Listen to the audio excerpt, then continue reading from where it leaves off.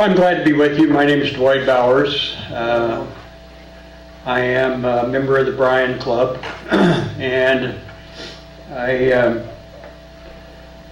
a retired United Methodist pastor, and I want you to know this is more than a project for me.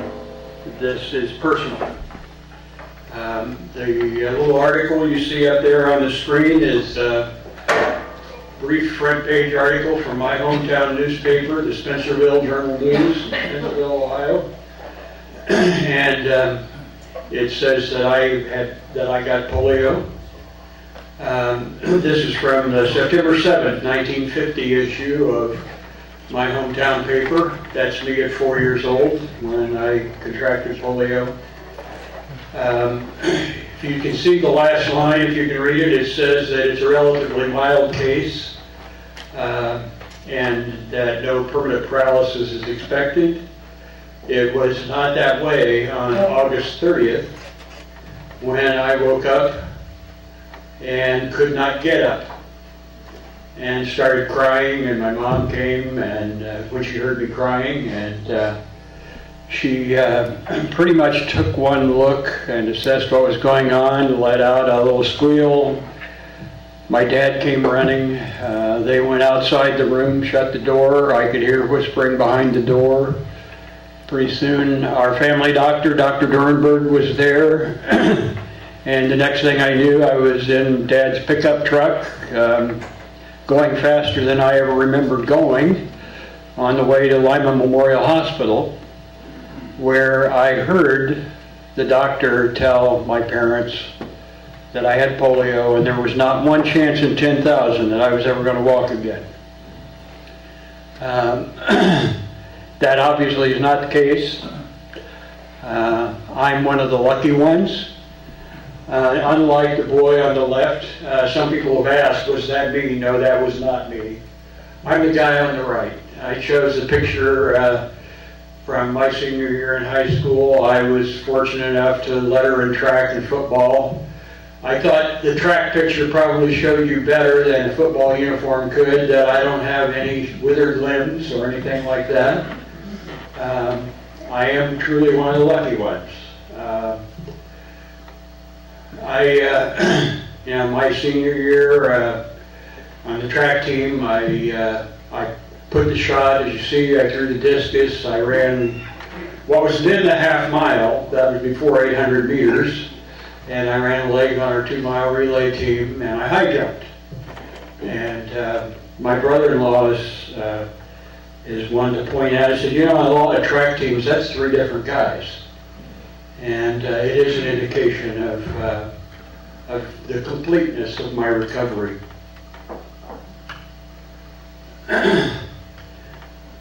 This is an iron lung.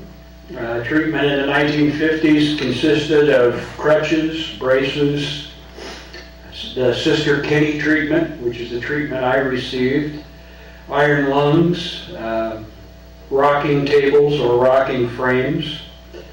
It's hard for us to remember, I think, what it was like back in that period of time. I am pretty sure there are some people here who do remember what it was like back in that time, because I know Hicksville was one of the communities that had its own epidemic of polio.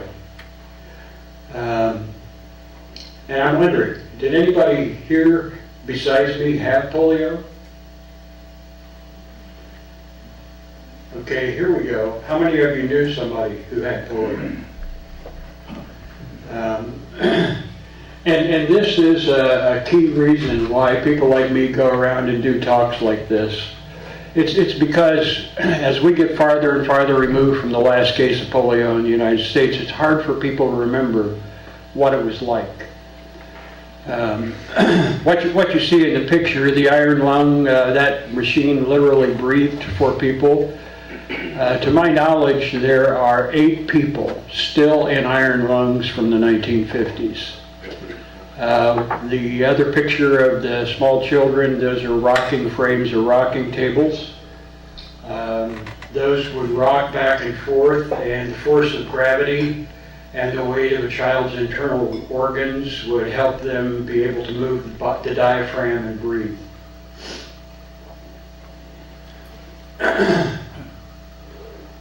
This picture I put in just because it helps to give an idea of what this epidemic was like.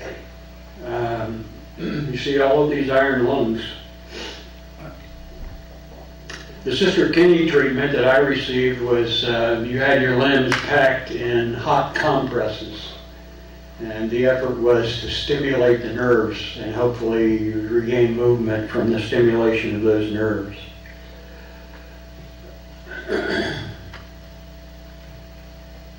It's not just the polio victim who is the victim. When polio strikes, the family is the victim. The whole family is affected. Some of you may know George Brown, who's a retired orthodontist in Bryan. George had polio as a young kid. His father used to have an eating place in Bryan. It was called Brownie's Diner. Some of you may remember Brownie's Diner. But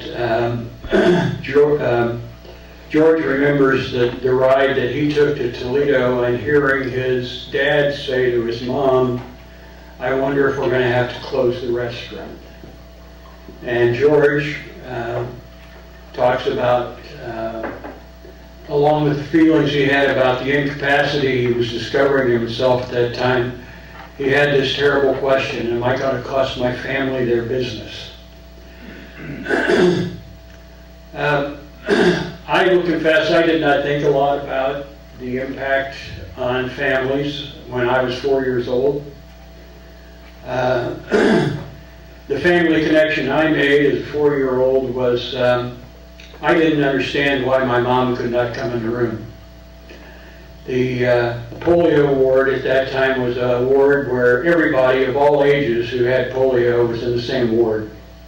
So I was there with other children and with adults, and a person who was healthy or apparently healthy was not allowed to come into the room. So my mom would stand at the door and she would talk to me from there. What I was used to as a 4-year-old is I'm one of those kids I spent about every night under my mom's arm on the couch with her reading to me out of some little golden book or the book of nursery rhymes or a Bible story book or something. So that was really very difficult for me to understand. I later came to realize, Dad told me, in the over 2 weeks that I was in the hospital, my mom never left the hospital. Dad would bring her a change of clothes and she'd go down the hall and clean up and change and then come back and sit in a chair outside the door and wait till it was time to visit again. Again, I didn't think about that a lot. Frankly, I didn't think about it a lot until just a couple of years ago, when a clergy friend of mine gave me a book. I say he gave it to me. It's kind of on permanent loan. He found it in his church library.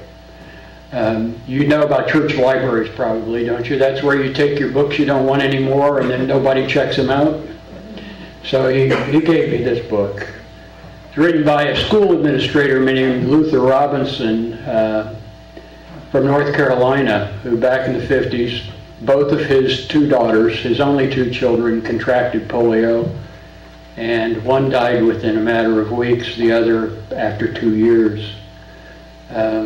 With the daughter who was longer lived, they had to make an adjustment because she was able to come home.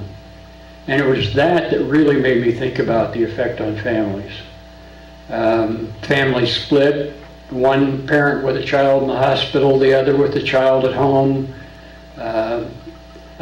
Travel, worry about the future, worry about expenses, worry about if my child lives beyond my lifetime, who's going to take care of them. Adjusting space to a rocking table or rocking frame or sometimes even an iron lung. And I mention these things because, today we're talking about an incidence of polio in the third world. And as much as that impact was felt by families in America in the 1950s, that is really nothing compared to what a third world family experiences today. Especially given that in many parts of the third world, it is the children of parents that are the parents' retirement plan.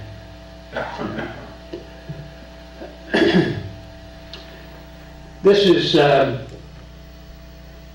Dr. Albert Sabin. He's one of the developers of the polio vaccine. Jonas Salk developed the first vaccine in 1953. It was an injection. Dr. Sabin developed his vaccine in 1961. It was the first oral vaccine. I think it's interesting in light of some of the news about pharmaceutical industries today. Both of these men refused to take out a patent. They gave their formulas to humanity, for the benefit of humanity. Carlos Canseco was the president of Rotary in 1984. He had heard Dr. Sabin talk about his vaccine. And as he heard him talk about it, he thought to himself, we have it in our power as an organization with worldwide affiliations to eradicate polio.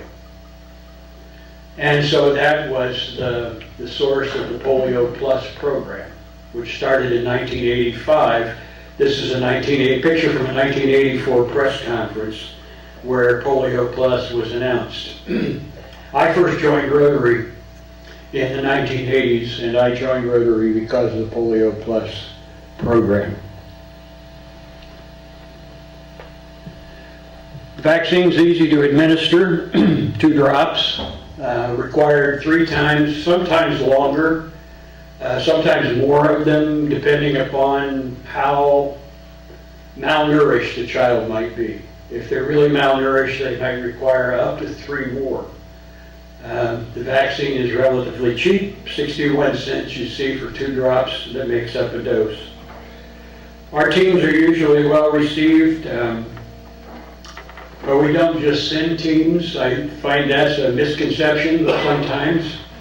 If you would happen to have the October issue of your Rotarian magazine still around, there's a really nice little story in there about a woman from Pakistan who is the representative in her village, who she keeps track of all the kids, and she administers the oral vaccine.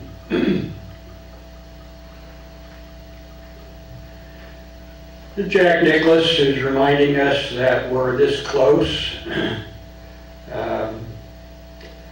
What's happening now as we continue to work at this effort. The results so far, Rotarians have raised over $1.6 billion for this effort, and we have immunized over 2.5 billion children.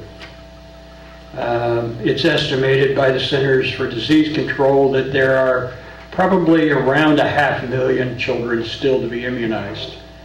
And of course, immunization in places where there is wild polio in the soil or the water or the sewage of an area, any newborns need to be immunized as well.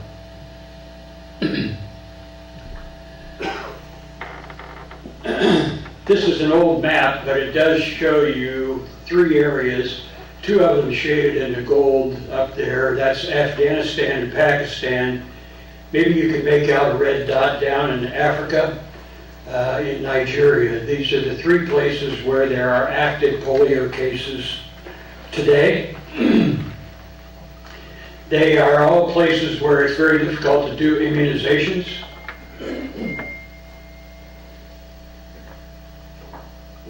It's hard to keep up with people, first of all, because they move. They are areas where there are refugees. They are areas where people become migrant workers in other countries. They usually are areas with very difficult terrain. There are religious rivalries, tribal rivalries that come into play. There's distrust of Westerners. One of the things that has become most effective in those areas is to work with local religious leaders.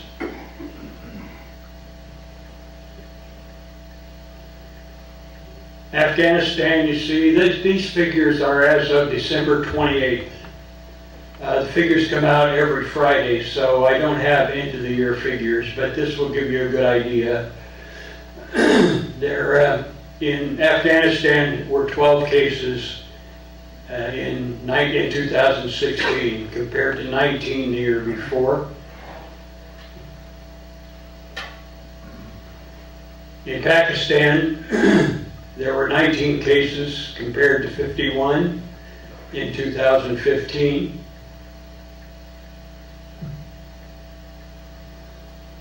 And in Nigeria, there were 4, where there had not been any the previous 2 years. This is a particularly disconcerting situation. All of these places have their own problems in terms of getting teams to work in the areas where the immunization is still needed, particularly Nigeria. The area where these 4 children have been diagnosed since August is an area that is controlled by a group called Boko Haram. You might recognize that name. They've been in the news a lot. They're considered the most violent terrorist group in the world. They're the ones that a couple of years ago kidnapped 285 schoolgirls. You remember that story?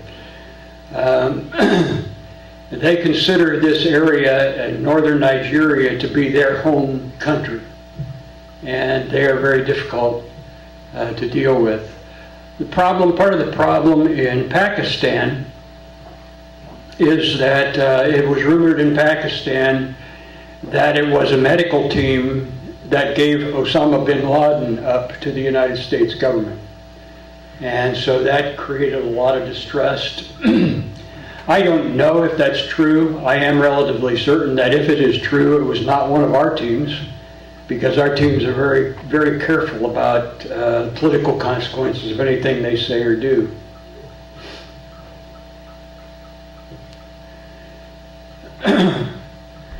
What we have here is a total. As you look at the numbers I gave you, there were 35 new cases in 2016 worldwide. That compares with, at the height of the polio epidemic in the 1950s, with 350,000, almost 1,000 a year, or a day. I mean, if you quickly do the math in your head, that means that the incidence of polio has been reduced to 1/10,000th of what it was before. And that's largely due to the work of Rotary and our partners, the World Health Organization, the U.S. Centers for Disease Control, and the Bill and Melinda Gates Foundation. So the question for us is, what will we do with this child and millions of others so they don't end up like this child? There are lots of problems in the world. And it may be that there are some problems that you would like to see tackled before this one. But this is a thing to remember. This happens to be a problem we can do something about. And so I encourage you to think about that.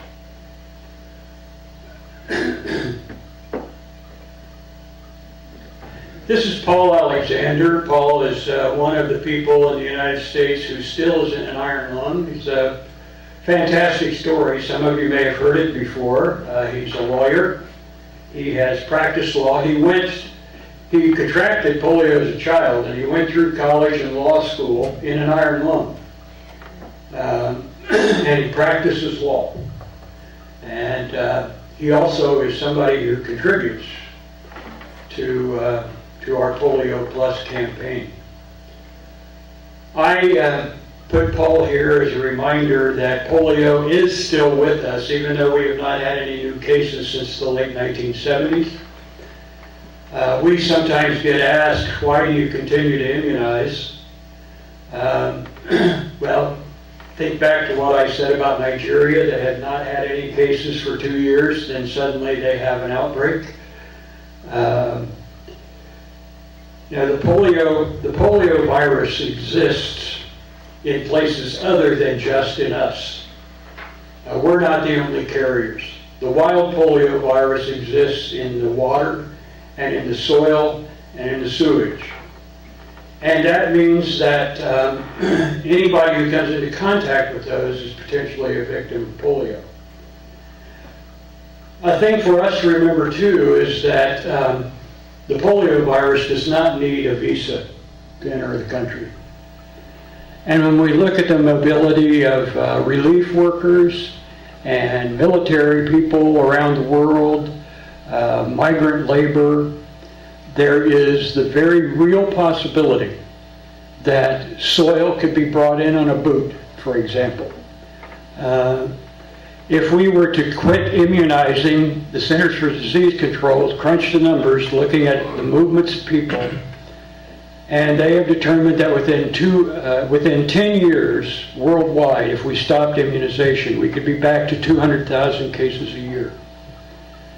And that within 20 years, we would be back to 1950 levels. So it is it's very important that this work continue.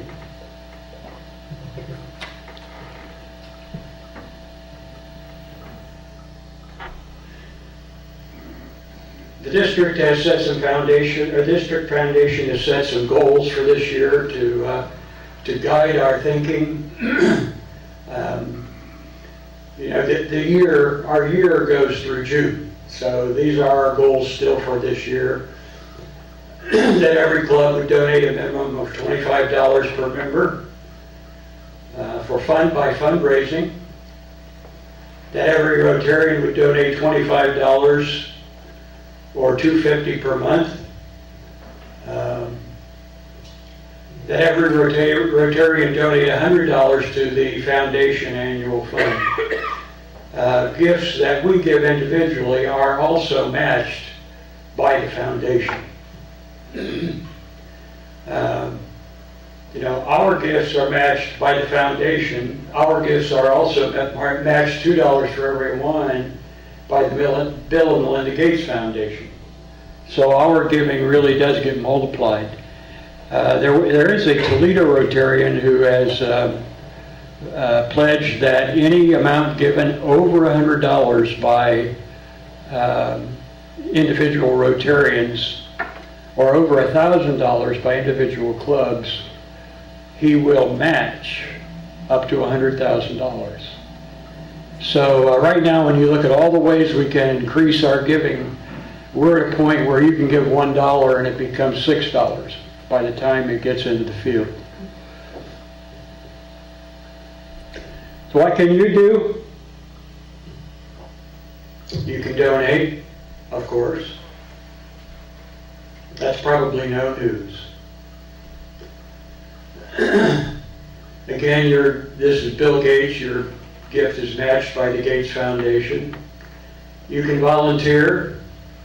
You can volunteer in a couple of ways. You can volunteer to be on a team. If anybody's really interested in being on a team, give me your name and your contact information before you leave, and I'll see that information gets forwarded. You also can volunteer to inform your community about Polio Plus, or to put together a fundraiser. Learn about polio and Rotary's efforts to eradicate it so you can share that information. The website there is probably one of the best sources for information, www.endpolionow.org. You can network, talk to others, talk to other Rotarians, talk to other people who would be interested in the issue. Talk to people in your church.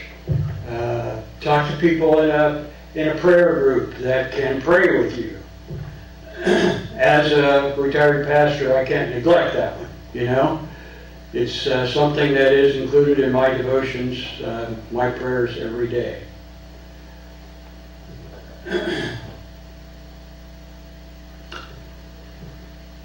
That's all I have to share. If you have questions, I'll be glad to try to answer them. Yes? Now, you mentioned, how often should a child be immunized?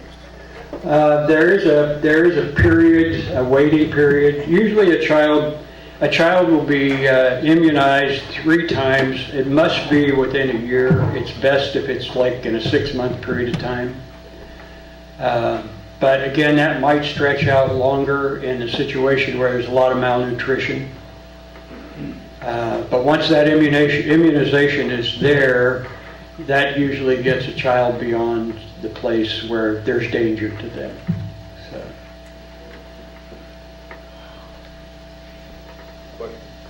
Yes? Where is the Rotary actually sending teams now? Afghanistan, Pakistan, Nigeria. And I don't know if you saw, the National Foundation pledged $1 million to go into that northern region of Nigeria to try to immunize children there. We do have teams in some other places that are basically working on soil and water supplies because the wild virus is still there, but there's not been any new case of active polio. The Philippines is still a place like that. They'll send to India or not? India, we still have teams going to India. Yeah. And some of those, well, really there are teams, it's a question of whether it's a place where we're concentrating teams or whether we're hiring locals. Because again, you know, the immunization has to go on with newborn children. But our teams primarily focus on those areas where there are new active cases. We try to equip other people to do the maintenance. You might be interested to know that our program has really become a model for other eradication programs. Remember just a few years ago we had an Ebola outbreak in Africa. They used our system, a lot of our same people, to get on top of that outbreak. We have a lot of good partners. It's the places where we've been for quite a while are places where we have good in-country partners. Just last week, the Nigerian government made a commitment to support this effort in northern Nigeria.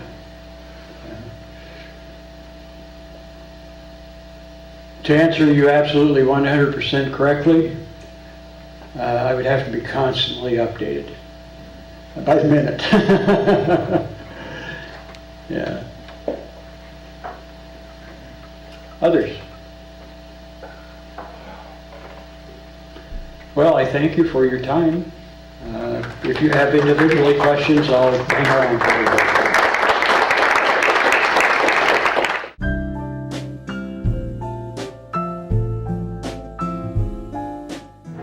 Fellow Rotarians and guests, my program today is Jerry Hayes, the Defiance County Economic Development Director, and I think most of you know Jerry, so please welcome Jerry Hayes.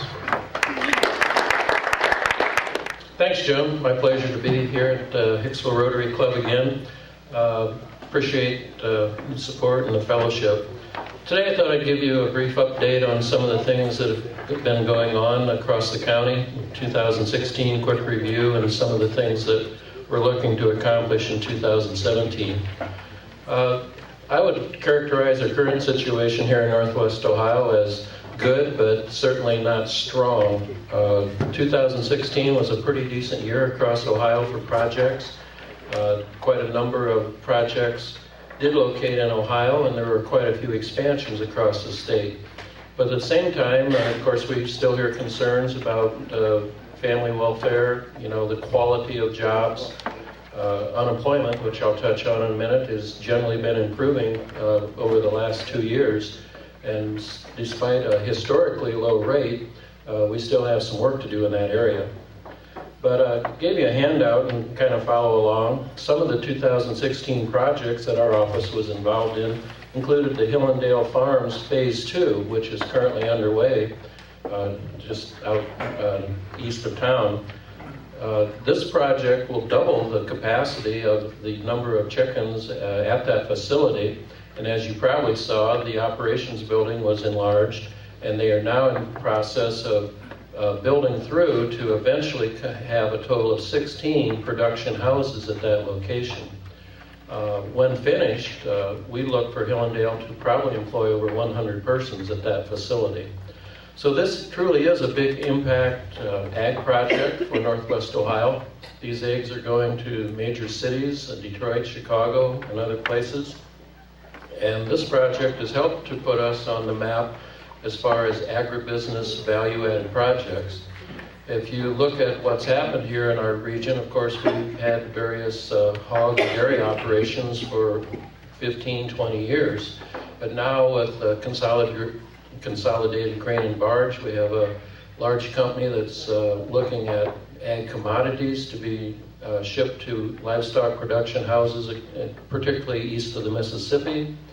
But we also have the growing presence of Cooper Farms, and we look for that influence and that activity from Cooper Farms to increase. You probably have read about their packing house up in Coldwater, Michigan, and of course, you know, coming up from west central Ohio towards the packing plant seems to make sense for their growth model as far as production.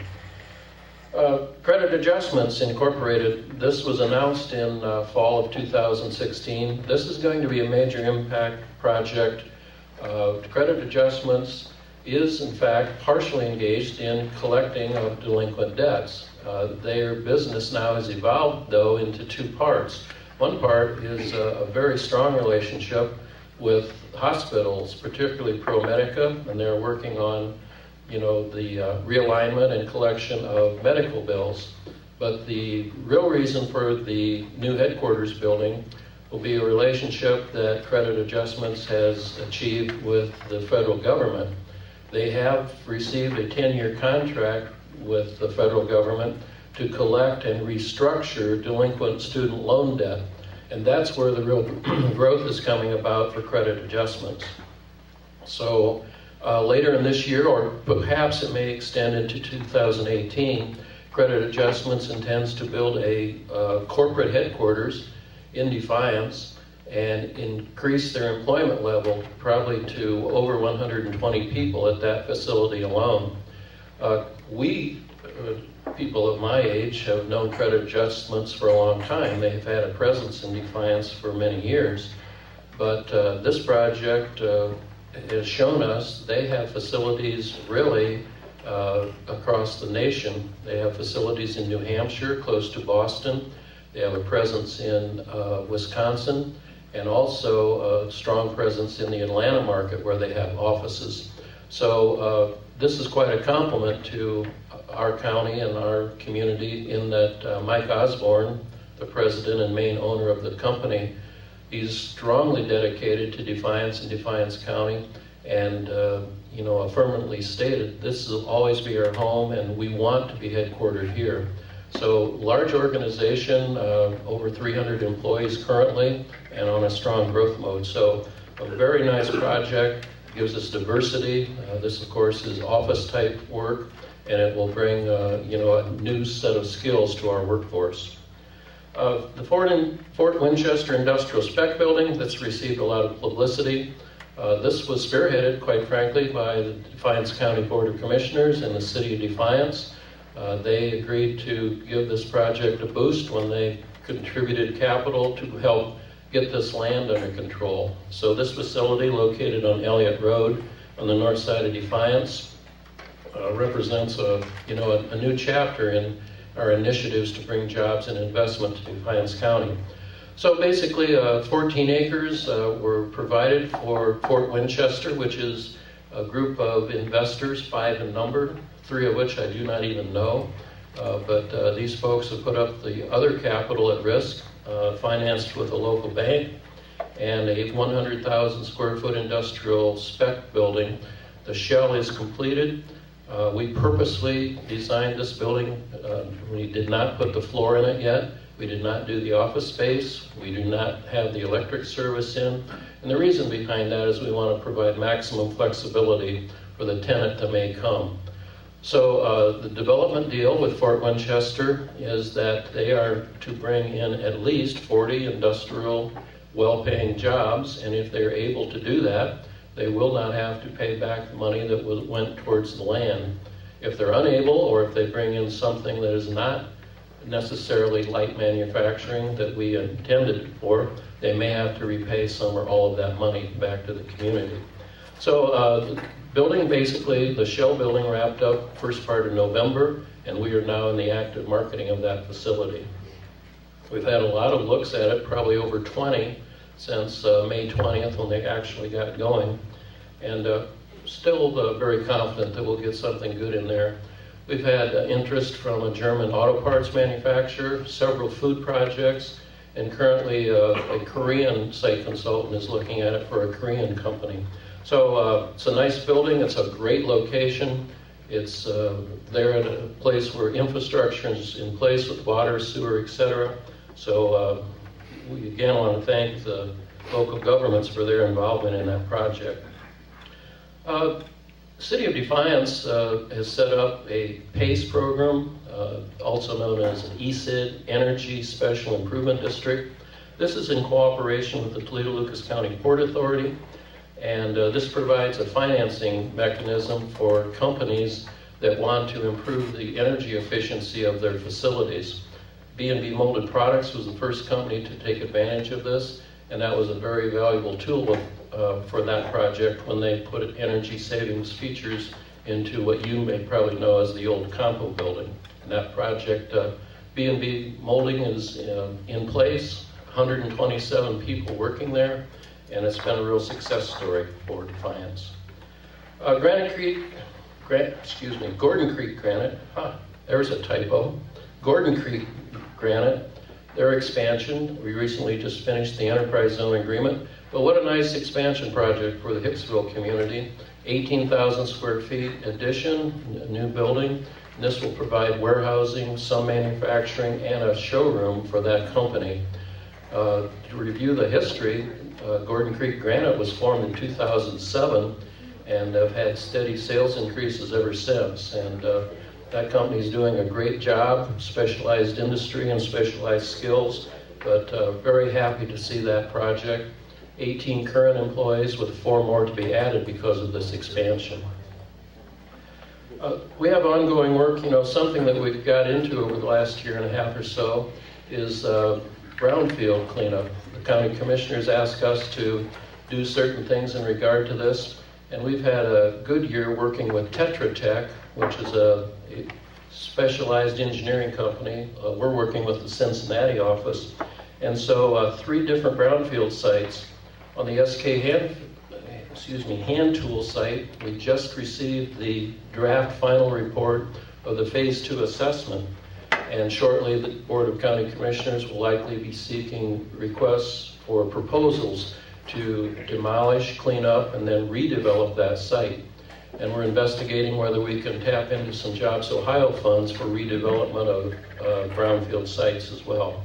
The Vortex property is the old alfalfa mill on South Jackson Street in the city of Defiance. There we do have some redevelopment interest with some local folks, and we're pursuing that as well. We will start probably in the spring, the Phase 2 assessment to see what's there in the ground in South Jackson. And finally, the Zeller site, the former Zeller Corporation on Baltimore Street. Of course, there was a problem there. The federal EPA had to come in and do a mandated cleanup a few years ago.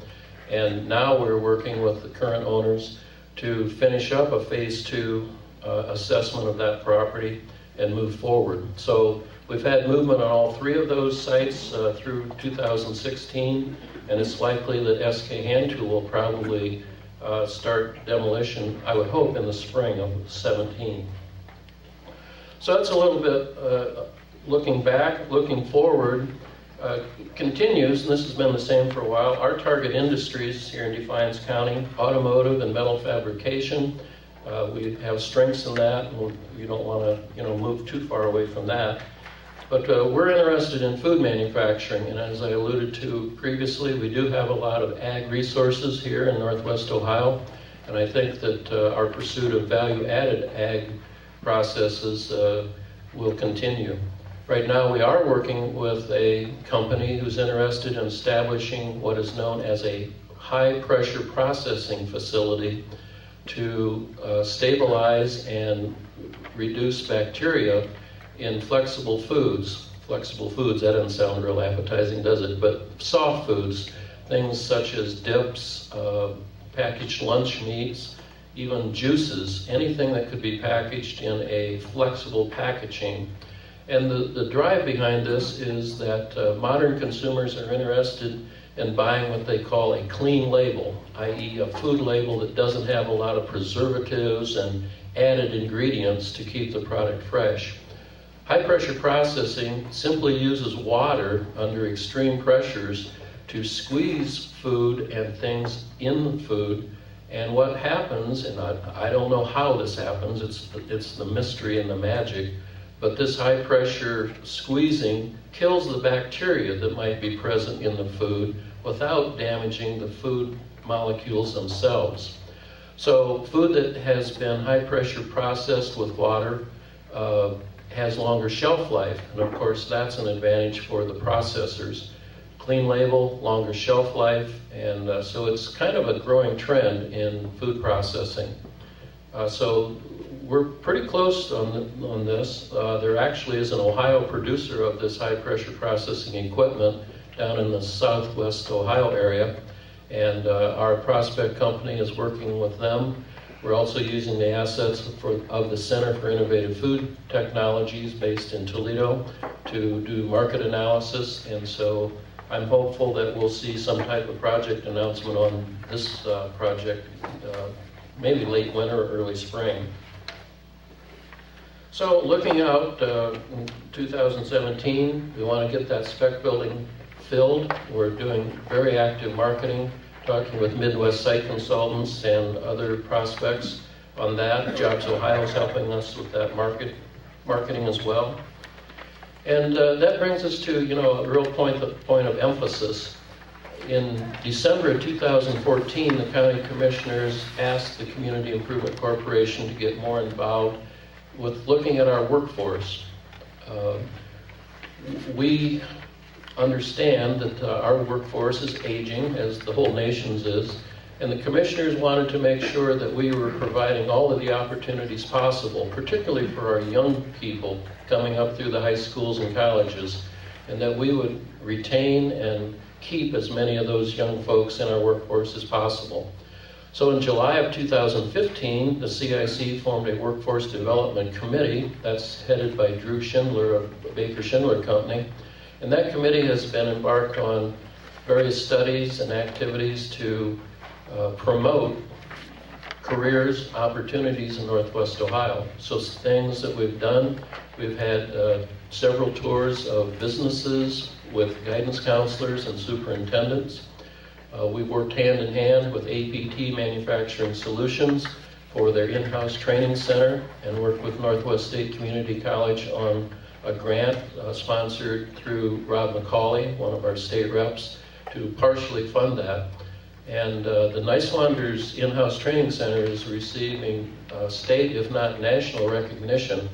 And many times when I'll go out of the immediate area, people say, "Oh, Defiance County is APT. Tell me about that training center." So Niswander's are getting a lot of credit.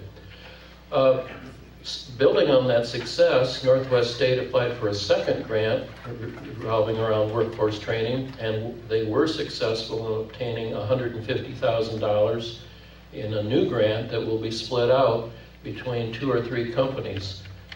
Peter Beck over at Napoleon will receive part of that, but Defiance Metal Products in Defiance has agreed to launch their version of an in-house training center, and that will start this August with classes in mechanics and electrical technologies. So we're very proud of that, and B&B Mold is also likely to be offering some courses in plastic technology at their site in Defiance later this year as well. So we want to do even more. the city and county and various businesses, including Northwest State. We've talked about this a lot at the CIC board, and we want to try to establish a dedicated workforce development manager for Defiance County. We have actually developed a job description to cover this position, and the main goals and objectives of this position would be twofold. One would be to go out into the businesses of Defiance County, interact with their human resource officers, and make sure that that company is connected into the Ohio Means Jobs system, which quite frankly it has a lot of assets there. Currently we don't have any Ohio Means Jobs people locally going out and interacting with companies, and we think that's a missing piece of the puzzle. So that's the first part of the responsibilities. And then the second part, we want this person to go out into our schools and starting at a real, a younger age, perhaps in middle school, talk to students, teachers, the guidance counselors, and make them aware of the careers that are available out in our workforce today. There are some exciting things going on in our companies around Northwest Ohio. I mean, right here in Hicksville is one of the most progressive innovators in industry with the Nice Laundry family.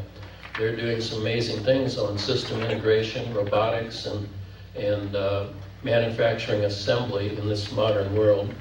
And so we want to make sure that our young people are aware of this. You know, in our opinion, there's somewhat of a prejudice towards four-year college. And we want to, nobody's against education. We want all those young people who are suited for college to go on. But for many reasons, some young people may want to stay closer to home. They may simply be hands-on type of people, or they may have strong family commitments or situations that dictate that they stay close to their birthplace. So we want to make sure that those folks are aware of the opportunities that can be developed. And I'll tell you that many employers now, if they find a promising young person, they will provide tuition reimbursement to keep that person there and to train them themselves. And that's a real trend in the workplace right now, customer-sponsored education. So that's pretty exciting. Now, why is this so important? Because, quite frankly, we're rowing against the current on workforce. The demographic trends are not in our favor. Ohio, of course, has just a very small rate of growth population-wise, and of course that affects us. But in doing some research on this, you know, Ohio's unemployment rate is pretty good. It's been steady at 4.8 to 4.9% now for 3 to 4 months. The totals represented here, Ohio's labor force represents 5.7 million people. Now that's out of a population that exceeds 11 million people total. So you see that we barely have half of our people in the labor force currently. When we look at Defiance County, actually my rate is too high. I was just informed that our December unemployment rate came in at 4.3%, so that'll probably be in the paper tomorrow. But our county labor force, 18,700 people. The problem with that is that that number has slowly been declining for several years. About 3 years ago, we had an estimated labor force of over 20,000 persons. So the total available workforce here is slowly declining. Ohio sits pretty good on educational attainment, almost 35% high school diplomas and 16% with bachelor's degrees. And that's fairly average, if not slightly above average, for the Midwest states around us. But when we look at, you know, what's behind this, where is the workforce coming from? There's a couple trends for you. You'll often hear a lot of talk about labor participation rate. Well, that means how many people that can work are actually in the labor force or seeking work. Interesting trends. If we look way back to 1950, the labor participation rate was actually around 59%. Today, that rate is approximately 63.7. So people would say, well, that's good. More people are in the workforce, and of course, we've brought more parties of the household into the workforce, working spouses and so forth. But if you shorten that analysis period a little bit and go back to roughly 2001. In 2001, we had a labor participation rate of 67.4%. So since in the last 15 to 16 years, you can see that we have slid backwards from that. And some analysts would tell you, well, that's because of the recession of 2008, 2009.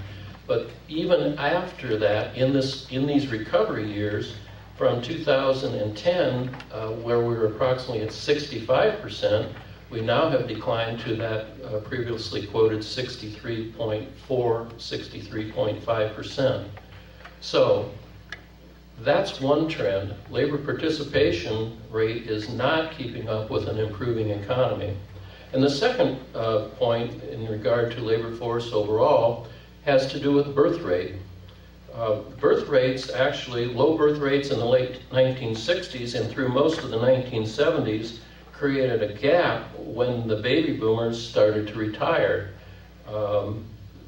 There simply are not enough Gen Xers to fill the spaces that are coming open in the workforce. So that lower birth rate in the 60s and 70s is having an impact now as many people my age are stepping out of the labor force.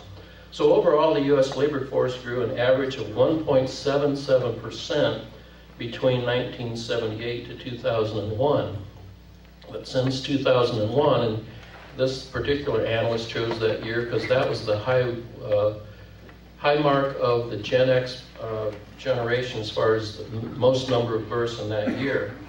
So people born in 1980 turned 21 years old in 2001 and so forth. So what has happened though with those people, actual figures through November of 2016 show that the labor force has really been negatively impacted as far as size because the baby boomers are retiring at a faster rate than the Gen Xers are coming into the workforce. So, as I said, we feel we're probably not going to be able to solve those basic facts as far as birth rates and retirements and things like that. But we do want to try to attack this problem at a local level and try to increase our participation rate with our folks here in Northwest Ohio, and at the same time increase their skill levels through training opportunities along the way.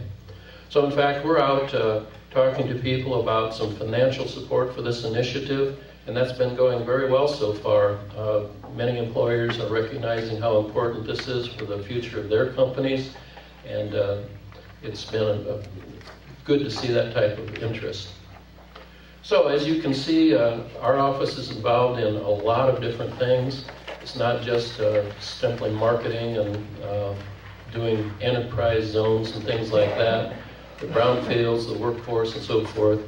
We've spread our wings, so to speak, over here the last few years. I'm happy to hear any comments or take your questions if you have any. General Motors, what's happening there? Good question. Actually, later this month, we're going to have another meeting with General Motors up in Detroit.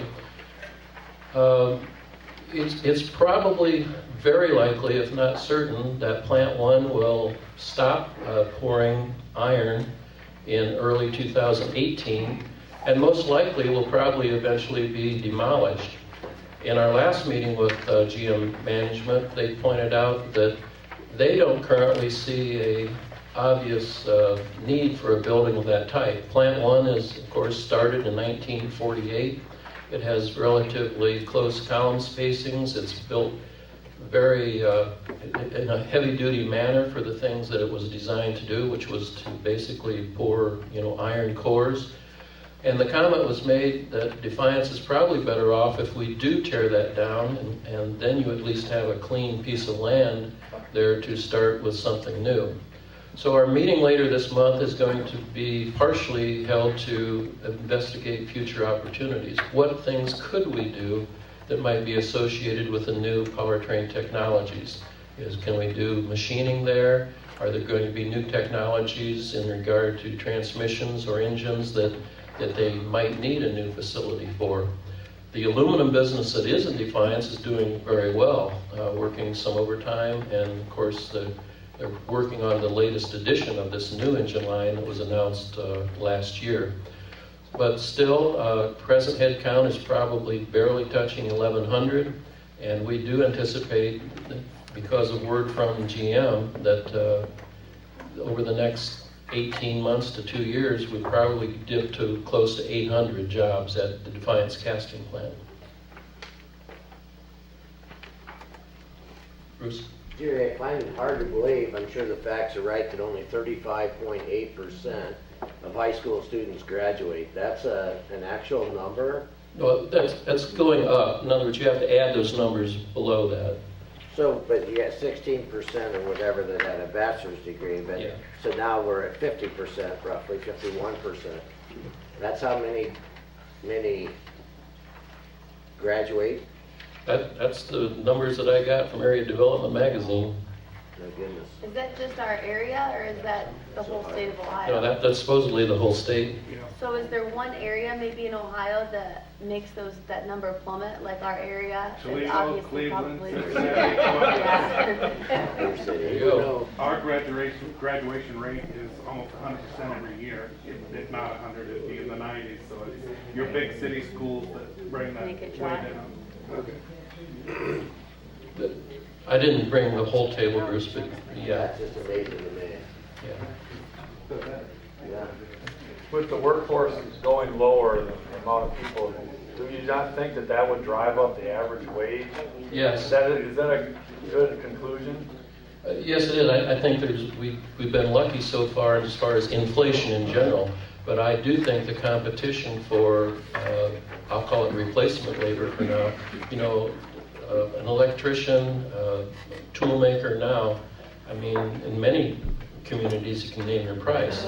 Things, some people are reluctant to move, but in general my answer is I think we're going to see pressure to force wages up here as long as the economy stays healthy. Just has to happen. Because I would say that I don't see that happen, but you're saying that that's coming. Right. And it hasn't happened too much so far, Doesn't seem like but it's going to start. It has to. Thank you. The question I have, Jerry, it seems like a few years back, when he's doing these unemployment rates, it didn't include people that ran out of benefits and were no longer on the rolls, so, it looks like about everybody's working, but how realistic is that really? I mean, it seems to me like there's a lot of people that aren't working. Well, there are, and someone said to me last week, when the economy was bad, they understood we increased the length of possible unemployment benefits, but now that the economy is better, why aren't we cutting back on that? I mean, you've heard Otto talk to you about the amount of local assistance that are given to people just in the form of food stamps and so forth. So I think there are some policy things that the state and the national government should be looking at. We're saying we have an acute workforce shortage, but are we really trying to help that problem when we allow people to collect, 22 to, some cases over a year of unemployment benefits? Well, that's one of the things you hear so much too. I mean, I hear stories all the time of people calling like Northwest State or Ford County Career and say, just give me somebody to show up to work and stay off their cell phone and pass the drug test. We'll That's teach right. them what they need to do. I mean, That's right. and it's a work ethic. I mean, that's a lot of it. I mean, you just hear that. That's going to be a hard thing to correct. Right. If you'd be a young person today, you could walk into John's Manville and probably be hired at $17 plus an hour. But they tell me that 30% of the people that are hired wash out right away. They either can't continue to pass the drug test or they just don't show up for work anymore. So it's a problem. Well, thank you very much.